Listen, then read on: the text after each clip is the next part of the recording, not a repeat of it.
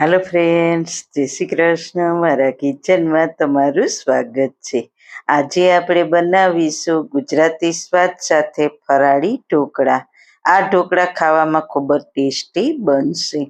તમે વ્રત કે ઉપવાસમાં ક્યારેય આ ઢોકળા ના બનાવ્યા હોય તો જરૂર એક વખત ટ્રાય કરજો. સાથે ટેસ્ટી એવી ફરાળી ચટણી પણ બનાવીશું. તો ચલો વ્રતમાં જરૂર એક વખત ટ્રાય કરવા જેવા ટેસ્ટી ફરાળી ઢોકળા બનાવવાનું સ્ટાર્ટ કરીએ. રેસીપી સ્ટાર્ટ કર્યા પહેલાં જો તમને મારી રેસીપી ગમતી હોય અને હજુ સુધી ચેનલને સબસ્ક્રાઈબ ના કરી હોય તો પ્લીઝ સબસ્ક્રાઈબ કરજો અને બાજુમાં આપેલ બેલ આઇકન પ્રેસ કરજો એટલે નવી નવી રેસીપીના નોટિફિકેશન મળતા રહે.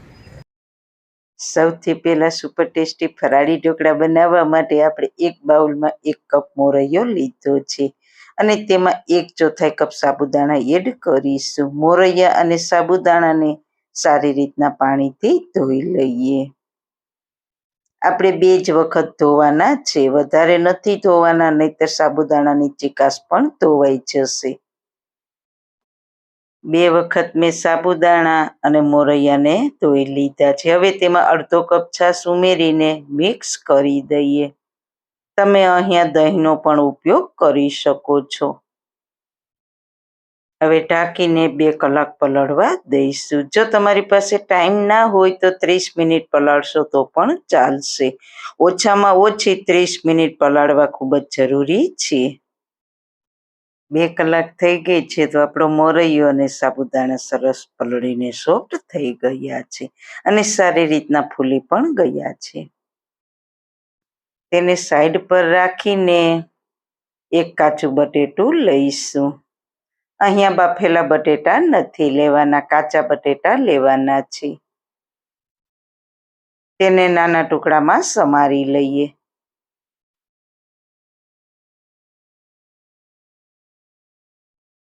સમારેલા બટેટાને મિક્સર જારમાં લઈશું અને તેમાં 2 ચમચી જેટલું દહીં ઉમેરીને તેને પીસી લઈશું. એકદમ ફાઇન પેસ્ટ બનાવવાની છે. તો ફાઇન પેસ્ટ તૈયાર થઈ ગઈ છે, તેને બાઉલમાં ટ્રાન્સફર કરી લઈએ. ફરી તે જ જારની અંદર સાબુદાણા અને મોરૈયો પલાળીને રાખ્યા હતા તે એડ કરીશું. સાથે 3 લીલા તીખા મરચાંના ટુકડા, 1 ઇંચ આદુનો ટુકડો ઉમેરીશું. ઢોકળા થોડા સ્પાઇસી હોય તો ખાવાની ખૂબ જ મજા આવે છે અને ઢોકળાને ખાટો મીઠો સ્વાદ લઈ આવવા માટે 1 ચમચી ખાંડ ઉમેરીશું અને તેને પીસી લઈશું. તો અહીંયા મોરૈયો અને સાબુદાણા પણ સારી રીતના પીસી લીધા છે. આ પેસ્ટને પણ બટેટાની જે પેસ્ટ છે તેમાં મિક્સ કરી દઈશું. થોડું 1 ચમચી જેટલું પાણી મેં જારને ધોઈને ઉમેર્યું છે. પછી સારી રીતના મિક્સ કરી દઈએ. તમે જોઈ શકો છો બેટરની થિકનેસ પરફેક્ટ છે. જો આ સમયે તમારું બેટર પતલું થઈ જાય તો મોરૈયાને મિક્સરમાં કોરજ પીસીને પાવડર તૈયાર કરીને આમાં એડ કરી દેવો, પણ તેની થિકનેસ ઢોકળાના બેટર જેવી જ હોવી જોઈએ. હવે થોડી ખટાશ માટે 1 લીંબુનો રસ ઉમેરીશું. સ્વાદ અનુસાર સિંધવ મીઠું ઉમેરીને સારી રીતના મિક્સ કરી લઈએ. હવે આપણે આમાંથી અડધું બેટર અલગ કરી લઈએ અને અડધા બેટરમાં 1 પેકેટ ઈનો ઉમેરીશું અને તેને સારી રીતના મિક્સ કરી લઈએ. ઈનો તમારે ત્યારે જ ઉમેરવો કે જ્યારે તમારે ઢોકળાને સ્ટીમ કરવા મૂકવા હોય ત્યારે. હવે ઢોકળાની પ્લેટને તેલથી ગ્રીસ કરી લઈએ અને આપણે જેમાં ઈનો ઉમેર્યો છે તે બેટર ઢોકળાની પ્લેટમાં એડ કરી દઈએ અને ઉપર મરી પાવડર સ્પ્રિંકલ કરીશું. તો સ્ટીમરમાં મેં પહેલાં જ પાણી ગરમ મૂકી દીધું હતું, તેમાં ઢોકળાની પ્લેટને રાખી દઈશું અને ઢાંકણ ઢાંકીને 15 મિનિટ ફૂલ ફ્લેમ ઉપર સ્ટીમ કરી લઈએ.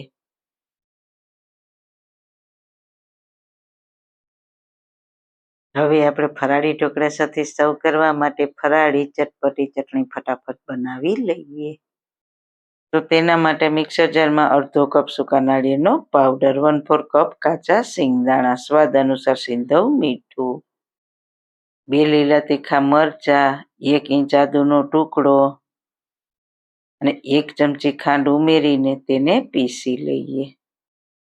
તો પહેલા આપણે પાણી નહોતું ઉમેર્યું. હવે શિંગદાણા સારી રીતના ક્રશ થઈ જાય પછી અડધો કપ જેટલું પાણી ઉમેરીશું.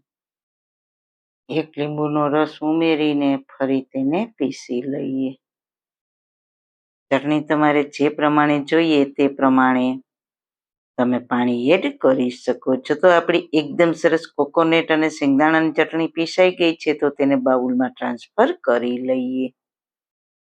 હવે તેનો વઘાર કરી લઈએ. તો તેના માટે 2 ચમચી જેટલું તેલ ગરમ મૂકીશું. તેલ ગરમ થાય એટલે 5 ચમચી જીરું ઉમેરીશું, 2 સૂકા લાલ મરચાં, 5-6 મીઠા લીમડાના પાન અને ચપટી હિંગ ઉમેરીને મિક્સ કરી લઈએ. પછી વઘારને ચટણીમાં ઉમેરી દઈએ. તો તમે જોઈ શકો છો આપણી ઇન્સ્ટન્ટ ફરાળી ચટણી ફક્ત 2 મિનિટમાં તૈયાર થઈ ગઈ છે.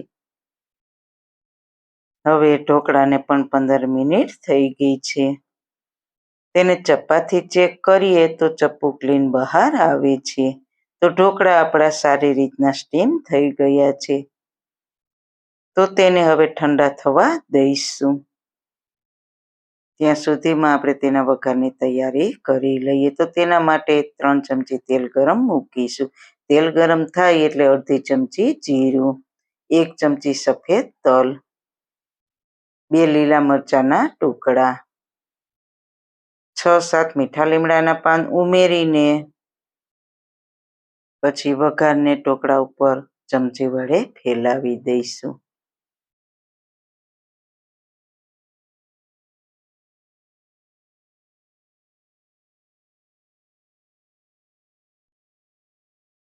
પછી ઢોકળા ઠંડા થાય પછી તેને કટ કરી લઈએ.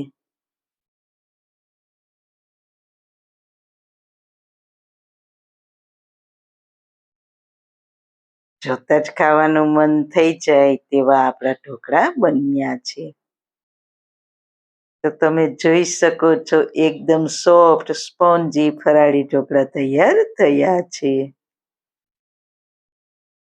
સાબુદાણા અને મોરૈયામાં બટેટા ઉમેરવાથી ઢોકળા એકદમ સરસ ટેસ્ટી અને જાળીદાર બને છે.